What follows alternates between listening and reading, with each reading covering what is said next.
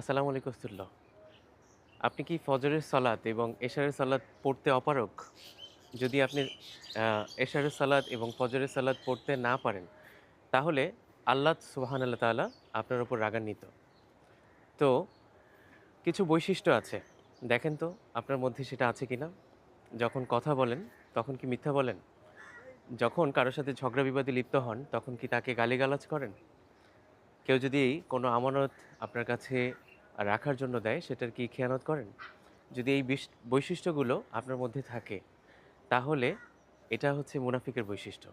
তো মুনাফিকের ভয়ংকর, ভয়ংকর বার্তা মুনাফিকদের জন্য আল্লাহ সুবহানাহু ওয়া তাআলা কোরআনুল কারীমের মধ্যে দিয়েছেন।